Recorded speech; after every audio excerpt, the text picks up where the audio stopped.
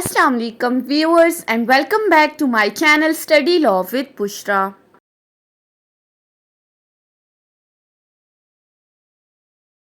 So we were discussing Constitution of Pakistan 1973. We have discussed up till Article 7. In today's video we are going to discuss Article 8 and Article 9. But before starting the discussion, I request you all to please subscribe to my channel and don't forget to press the bell icon for latest updates. Do share this video with your friends and don't forget to comment your feedback. So let's move towards the discussion.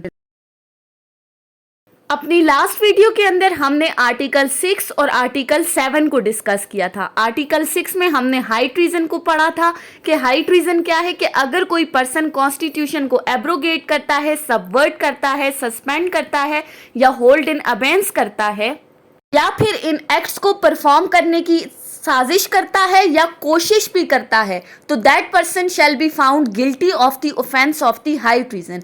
फिर second clause में हमने कहा था कि अगर कोई person किसी दूसरे को हेल्प आउट भी कर रहा है, उसके साथ कोलैबोरेट भी कर रहा है या उसको अबेट कर रहा है इन एक्ट्स को परफॉर्म करने के लिए, तो वो बंदा भी लाइक वाइज गिल्टी होगा हाई ट्रीजन के ऑफेंस के लिए। फिर क्लॉज 2A में हमने डिस्कस किया था कि ये जितने भी एक्ट्स हैं इनको कोई भी कोर्ट ऑफ लॉ वैलिडेट नहीं कर सकती, चाहे वो सुप्रीम कोर्ट हो या हाई कोर्ट। फिर लास्ट क्लॉज में हमने पढ़ा था कि पार्लियामेंट जो हमारी मजलिस शुरा है वो कानून साजी करेगी कि इस ऑफेंस की पनिशमेंट क्या होगी। फिर आर्टिकल 7 में हमने डिस्कस किया था डेफिनेशन ऑफ द स्टेट को कि स्टेट में कौन कौन से इदारे इंक्लूडेड है, जिसमें हमने कहा था हमारी federal government, parliament, provincial government, provincial assemblies और बाकी जितनी भी लोकल अथॉरिटीज हैं जिनको टैक्स इंपोज करने के लिए एम्पावर्ड हैं वो स्टेट की डेफिनेशन में इंक्लूडेड हैं। अब आ जाते हैं हम अपनी आज की वीडियो के टॉपिक के ऊपर।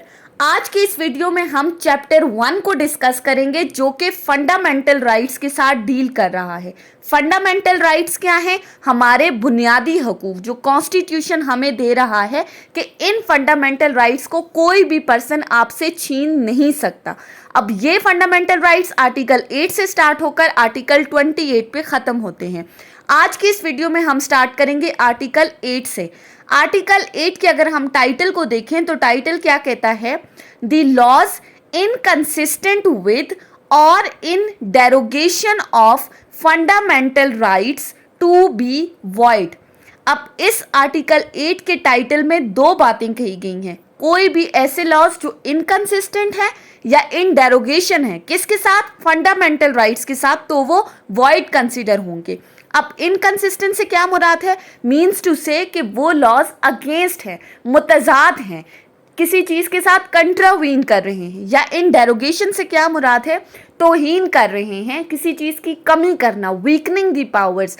Means to say simply article 8 कहता है कि कोई भी ऐसे लॉज जो फंडामेंटल राइट्स की प्रोविजंस के अगेंस्ट हैं वो वॉइड कंसिडर होंगे। They will be consider as null. इनका कोई लीगल इफेक्ट नहीं होगा, इनकी कोई वैल्यू नहीं होगी लॉ के अंदर। अब आर्टिकल 8 की अगर हम क्लॉज 1 को देखें तो क्लॉज 1 कहती है any law or any custom or usages having the force of law in so far as it is inconsistent with the rights conferred in this chapter shall to the extent of such inconsistency be void। यानी कि कोई भी ऐसा कानून, कोई भी ऐसा custom या यूजेज जिसको एज लॉ ट्रीट किया जाता है, अगर तो वो इस चैप्टर के अंदर जितने भी राइट्स बताए गए हैं उनके साथ इनकंसिस्टेंट हैं, उन राइट्स के अगेंस्ट हैं। अब इस चैप्टर में कौन से राइट्स बताए गए हैं? हम फंडामेंटल राइट्स की बात कर रहे हैं जो हमारे बुनियादी हकूक हैं। अगर तो कोई भी ऐसा लॉ बनाया जाता है जो कि इन फंडामेंटल राइट्स के अगेंस्ट है तो दैट लॉ, कस्टम और usages shall to the extent of such inconsistency be void. तो शेल का वर्ड यूज हुआ है, मैंडेटरी प्रोविजन है, तो वो कानून क्या होगा? उस इनकंसिस्टेंसी की हद तक वॉइड कंसिडर होगा। यानी कि वो कानून जिस हद तक इनकंसिस्टेंट है वो उस इनकंसिस्टेंसी की हद तक वॉइड कंसिडर होगा, जितना तजाद इसमें आ रहा है वो वॉइड होगा। फॉर एग्जाम्पल, अगर कोई बिल पास किया जाता है और उस बिल की कोई एक क्लॉज ऐसी लिख दी गई है जो कि फंडामेंटल राइट्स के अगेंस्ट है, तो ऐसा नहीं है कि वो पूरा का पूरा बिल जो है वो वॉइड कंसिडर होगा, बल्कि जिस क्लॉज में जो बातें लिखी गई हैं, जो क्लॉज इनकंसिस्टेंट है, सिर्फ वो क्लॉज वॉइड कंसिडर होगी as per clause 1 of the article 8। यानी कि जिस हद तक इनकंसिस्टेंसी है उसी हद तक उसका कोई लीगल इफेक्ट नहीं होगा। उसके बाद आ जाते हैं क्लॉज 2 के ऊपर। क्लॉज 2 क्या कहती है? The state shall not make any law which takes away or abridges the rights so conferred, and any law made in the contravention of this clause shall to the extent of such contravention be void.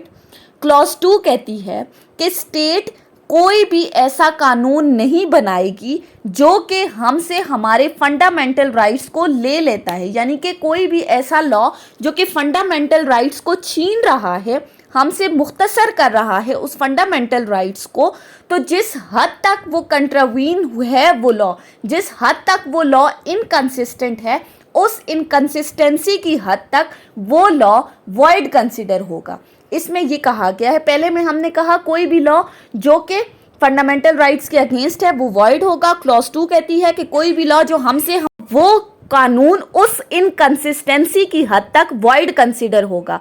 Clause 3 क्या कहती है? Clause 3 basically हमें exceptions बता रही है that the provisions of article 8 shall not apply to। अब इस article की प्रोविजंस कब एप्लीकेबल नहीं होंगी? Number 1, any law relating to the members of the armed forces or of the police or of such other forces as are charged with the maintenance of public order for the purpose of ensuring the proper discharge of their duties or the maintenance of discipline among them। पहली clause में कहा गया है कि कोई भी ऐसा कानून जो आर्म्ड फोर्सेस के मेंबर्स के लिए बनाया गया है, आर्म्ड फोर्सेस में हमारे पास हमारी आर्मी, नेवी, एयरफोर्स, ये सारी फोर्सेस इंक्लूडेड हैं।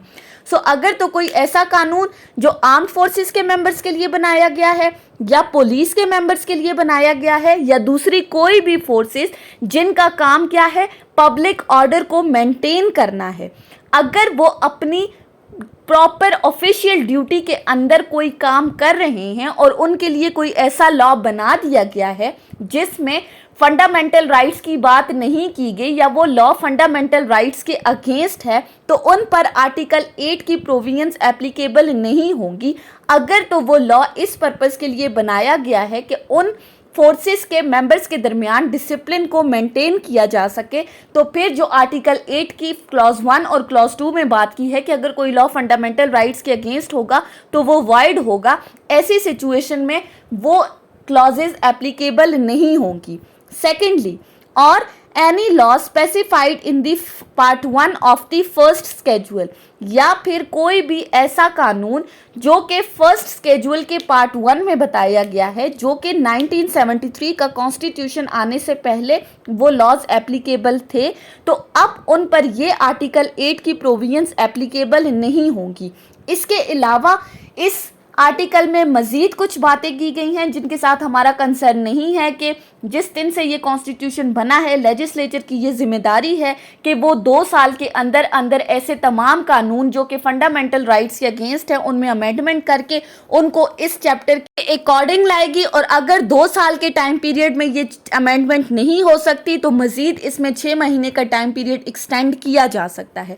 इस तमाम बातों के साथ हमारा कंसर्न नहीं है। सिंपली आर्टिकल 8 की क्लॉज 1, 2, 3 एंड लास्ट में क्लॉज 5 को देखें तो क्लॉज 5 कहती है the right so conferred by this chapter shall not be suspended except is expressly provided by the constitution.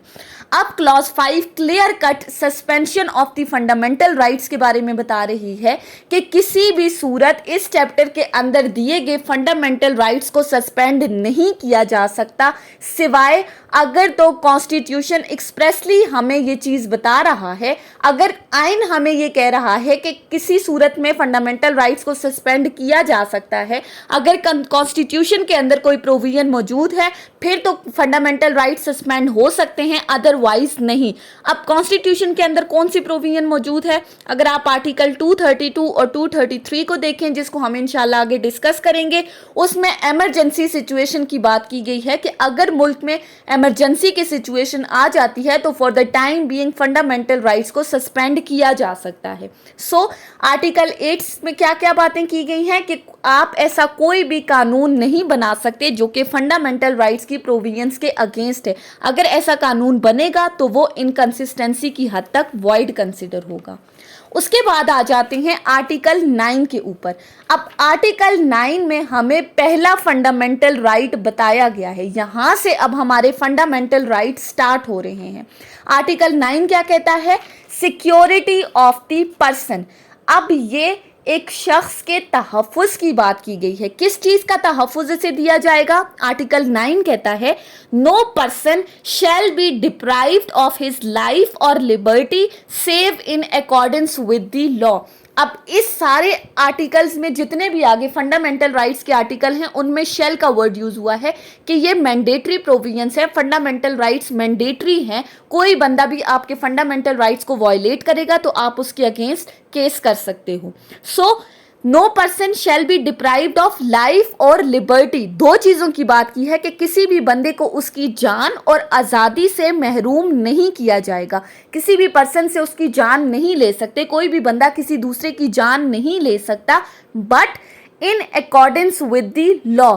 अब in accordance with the law का क्या मतलब है? अगर तो कानून कहता है कि किसी पर्सन की जान ले ली जाए तो आप उस पर्सन की जान ले सकते हो या उसकी आज़ादी को लिमिट कर सकते हो। अब कानून कब कह सकता है जान लेने के बारे में? फॉर एग्जाम्पल, अगर कोई पर्सन कोई ऑफेंस कमिट करता है, मर्डर कमिट कर रहा है और उस मर्डर की सज़ा उसको डेथ पेनल्टी सुना दी जाती है, फांसी की सज़ा सुना दी गई है, तब तो आप उस पर्सन की जान ले सकते हैं। वो बंदा आकर ये नहीं कह सकता कि मुझे आर्टिकल 9 सिक्योरिटी दे रहा है कि मेरी जान की तहफ़्फ़ुज़ किया जाएगा। बल्कि अगर लॉ आपको कह रहा है कि आप उस पर्सन की लाइफ ले सकते हो, कानून ऐसा कहता है, तो फिर तो आप ऐसा कर सकते हो। इसी तरह अगर लिबर्टी, फ्रीडम की बात की गई है, अगर तो कानून आपको कह रहा है कि आप किसी पर्सन की फ्रीडम को लिमिट कर दो तो आप कर सकते हो। अब लिबर्टी को किस तरह से महदूद किया जा सकता है? फॉर एग्जाम्पल, अगर एक पर्सन ने कोई ऑफेंस कमिट किया है और पुलिस उसको अरेस्ट कर देती है, तो ऐसी सूरत में अरेस्ट करने के साथ उसकी फ्रीडम को लिमिट कर दिया गया है, तो वो पर्सन यहाँ पर आकर आर्टिकल 9 प्रोविजंस का सहारा नहीं ले सकता। जहाँ पर आर्टिकल 9 कहता है, कानून आपको कह रहा है कि आप एक पर्सन की जान और उसकी आज़ादी को ले सकते हो, तो आप ऐसा कर सकते हो, अदरवाइज किसी भी पर्सन से उसकी जान या आज़ादी को महरूम नहीं किया जाएगा। सो ये थी हमारी आज की डिस्कशन आर्टिकल 8 और आर्टिकल 9 के ऊपर। आई होप कि आपको ये लेक्चर समझ में आया होगा। अगर आपने इस वीडियो को अटेंटिवली सुना है तो अगर आपको ये वीडियो अच्छी लगी है तो इस वीडियो को लाइक करें, कमेंट करें और चैनल को ज़रूर सब्सक्राइब करें। Thank you so much for watching this video. Till then, अल्लाह हाफिज़।